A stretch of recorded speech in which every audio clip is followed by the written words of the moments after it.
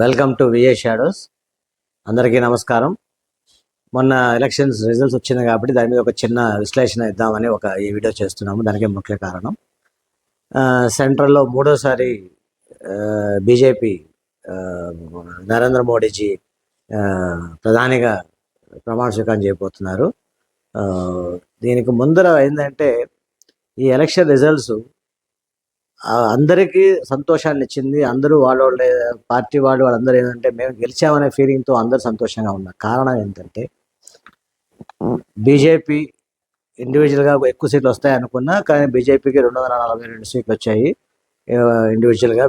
Party పరంగా బీజేపీకి మట్టుకే, అలయన్స్తో కలిపితే 293 సీట్లు వచ్చాయి.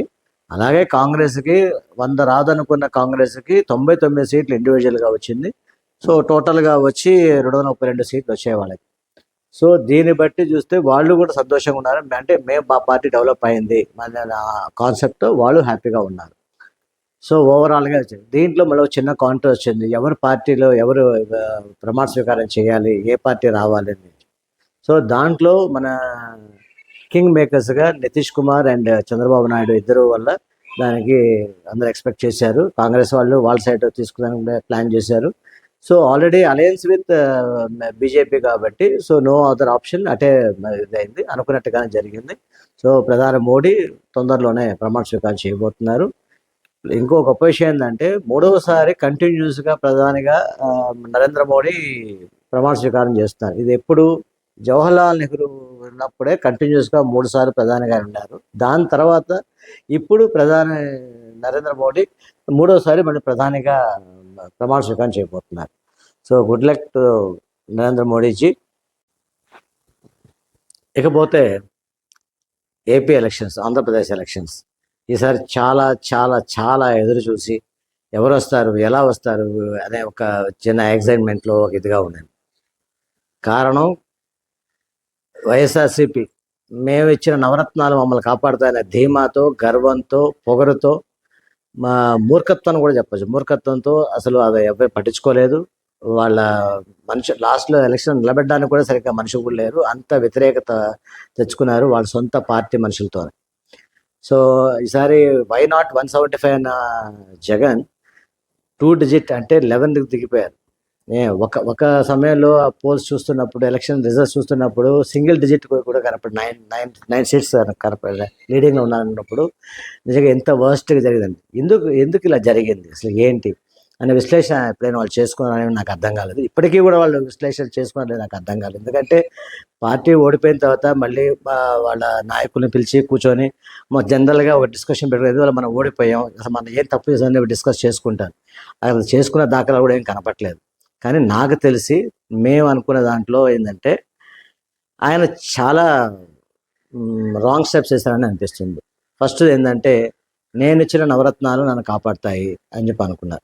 ఓకే, బాగానే ఉంది. ఓవరాల్ ప్రజలు ఆంధ్రప్రదేశ్లో 5 కోట్ల మంది జనాలు ఉంటే మీరు ఇచ్చిన నవరత్నాల స్కీములు ఎంత శాతం పోయింది? ఆ శాతం ఓట్లు చాలా గెలవడానికి ఒక సింపుల్ రీజన్, అది క్యాల్కులేట్ చేసుకుంటే అర్థమవుతుంది. తర్వాత ఇసుక మాఫియా జరిగింది, రౌడీజం జరిగింది, కొట్టాటలు జరిగినాయి, హత్యలు జరిగినాయి. ఏమైనా అడిగితే వాళ్ళని తిరిగి కొట్టడం మొదలుపెట్టారు. సో అందరినీ భయపెట్టారు. Main thing liquor cheap liquor వచ్చింది. పాత బ్రాండెడ్ మందు లేదు.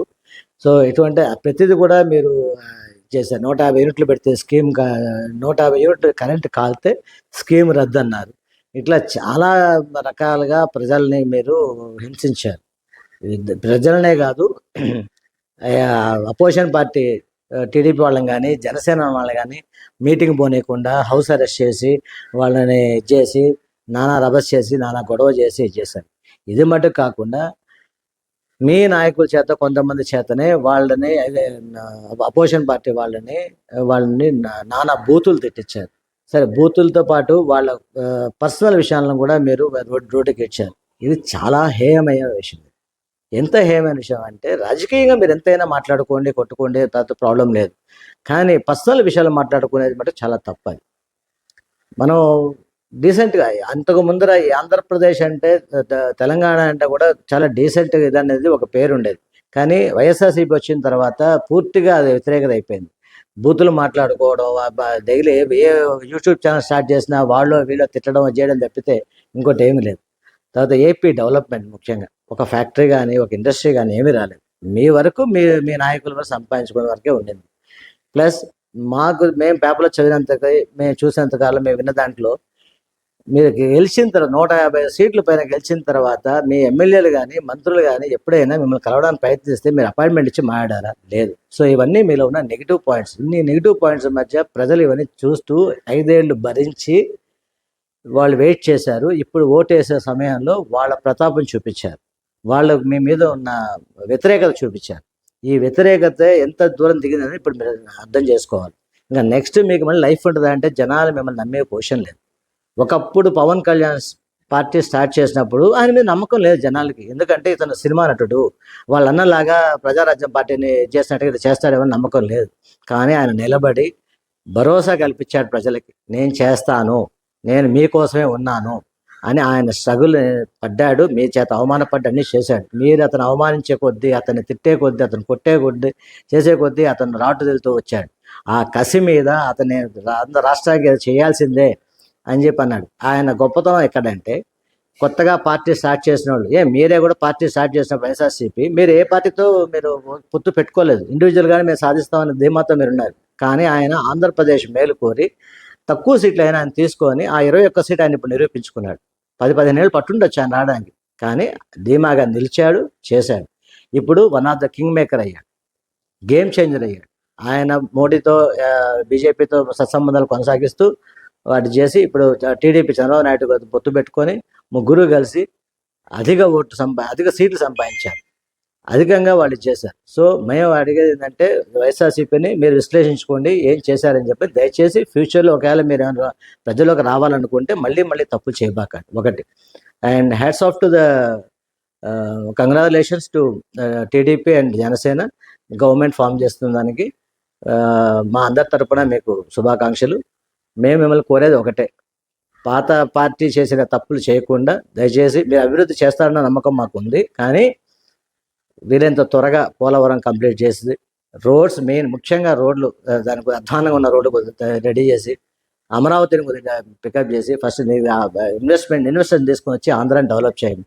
మీరు తప్పకుండా చేస్తారని తెలుసు. ఎందుకంటే హైదరాబాద్ డెవలప్ అయింది మీ వలన. ఇప్పటికీ అందరూ చెప్పుకుంటే తెలంగాణ సపరేట్ అయినా కూడా చంద్రబాబు నాయుడు గారే తెలంగాణ డెవలప్ చేశారు అంటే హైదరాబాద్ డెవలప్ చేశారని చెప్పాను. సో అలాంటి పేరే మళ్ళీ ఇక్కడ మీరు తీసుకొస్తారని మేము నమ్ముకుంటూ తీసుకుంటున్నాం. నమస్తే, థ్యాంక్ యూ.